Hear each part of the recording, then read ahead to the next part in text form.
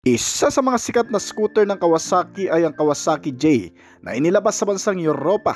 May Kawasaki J300 at Kawasaki J125. Isang maxi scooter type category na motorsiklo na super modern na rin sa dami ng mga makabagong specs and features na nakapaloob sa mga modelong ito. Kaya naman karamihan sa atin ay inaasahan ang pagdating ng mga scooter na ito dito sa bansa. Well, bago yan ay asahan muna natin ang sigurado ng lalabas na scooter ngayon dito sa bansa. Noong nakaraang buwan ay nagpost na kasi sa kanilang social media account ang Kawasaki Philippines sa bagong motor na inalabas nito sa bansa. Bagong kapartner ng mga commuter na maaasahan ng marami sa katipiran, sa pang-araw-araw na gamit at partner sa hanap buhay. Ang kauna-unahang scooter motorcycle ng brand na ilalabas sa bansa ngayong taon. At ang iba pang scooter ng brand na posibleng ilabas din sa bansa. Yan ang alamin natin kasama ng kabuuang presyo nito. Pero bago yun, syempre kung bago ka pa lamang po dito sa akin channel, baka naman kaibigan po mag-click yung subscribe button pati ng notification bell para naman mag-click like sa mga video na gagawin ko pa. Alright, simulan na natin to!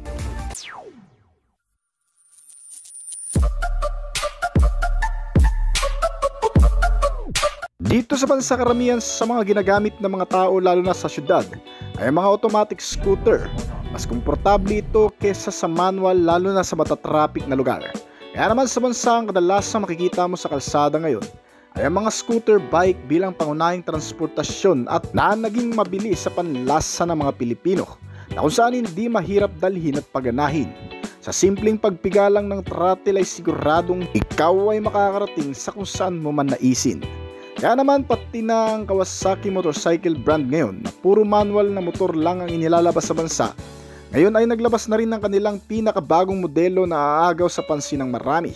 Isang pangmasang scooter na mabibili mo sa affordable na presyo na naglalaman ng sulit, praktikal at mapagkakatiwalaang kalidad na hindi na rin magpapaulis sa ibang mga brand competitor. Ang Kawasaki Brusky 125. Isang motorsiklong ito sa pinakamagugustuhan mong commuter bike ngayon. Hindi lang sa pagiging moderno ng nilalaman nito kundi pati sa pagiging matipid nito kumonsumo. At talagang matibay, kapaki-pakinabang at siguradong maaasahan.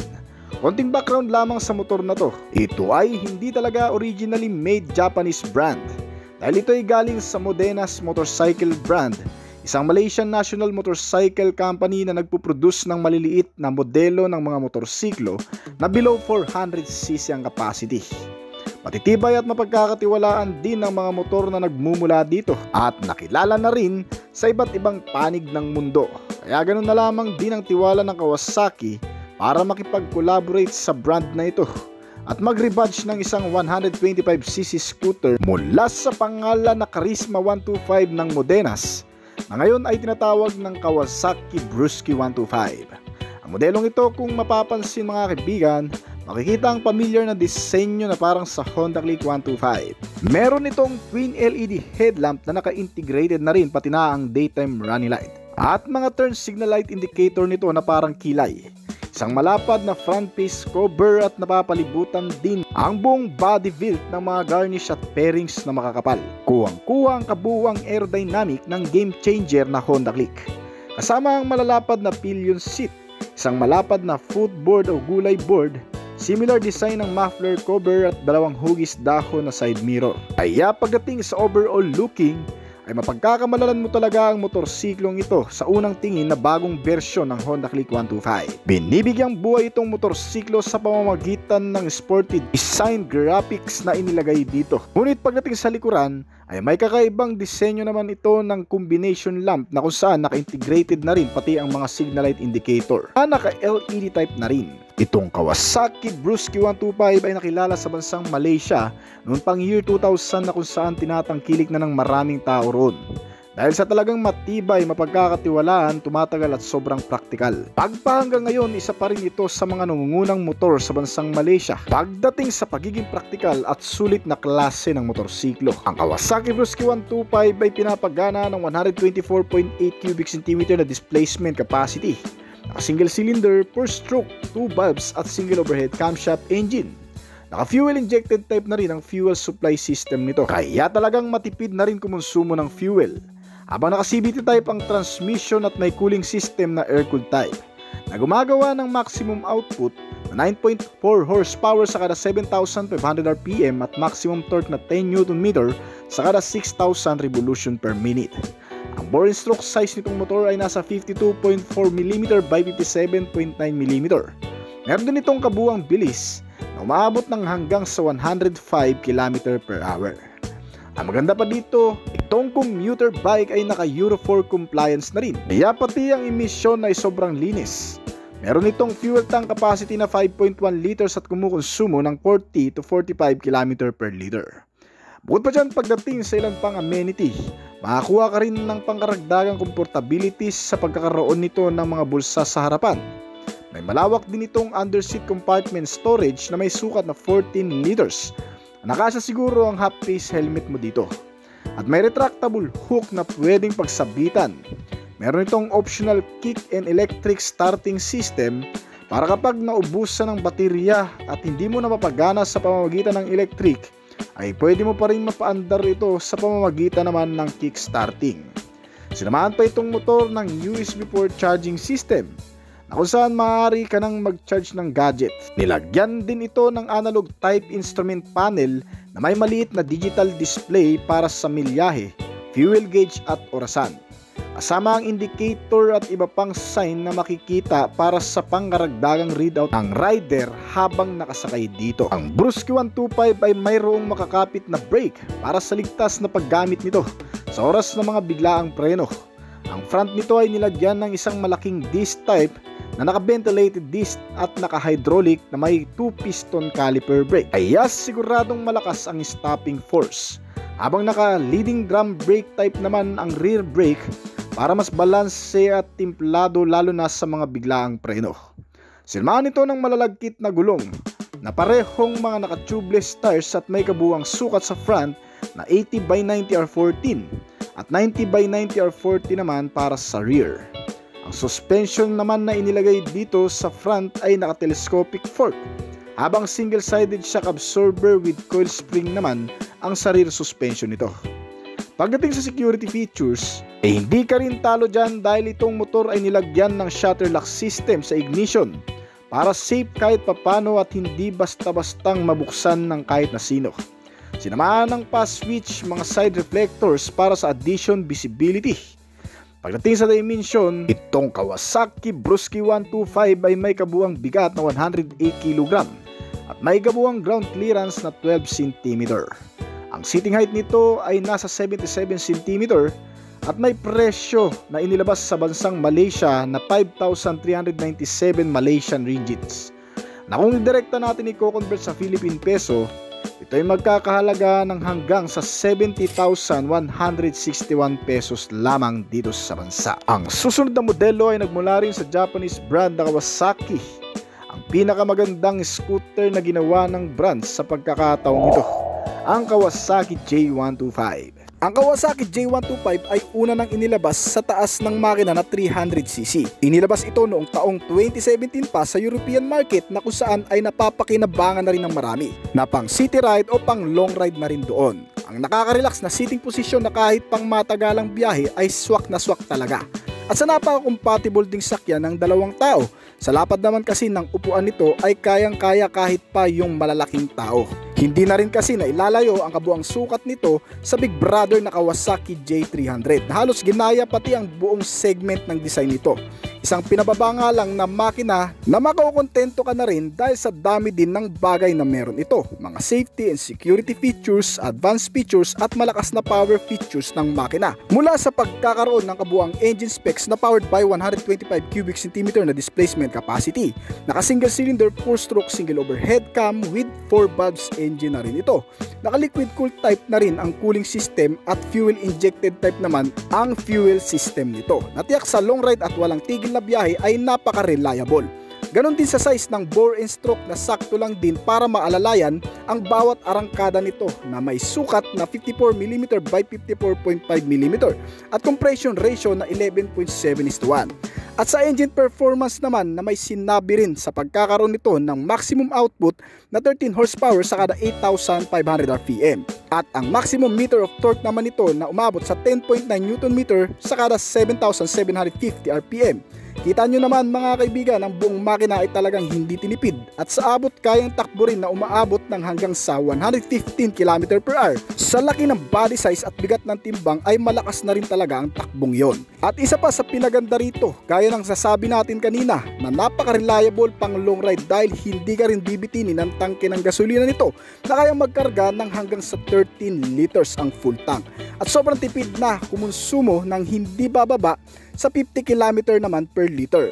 Ibang klase talaga. Ano naman kaya ang masasabi ng ibang maxi scooter type na motorsiklo dito sa bansa sa pagdating halimbawa ng motorsiklong ito na may angking bilis at fuel efficiency na rin, kaya siguradong papatok to. Alright. Naka-CVT type na rin ang transmission na nagpapadali naman sa pagpapatakbo.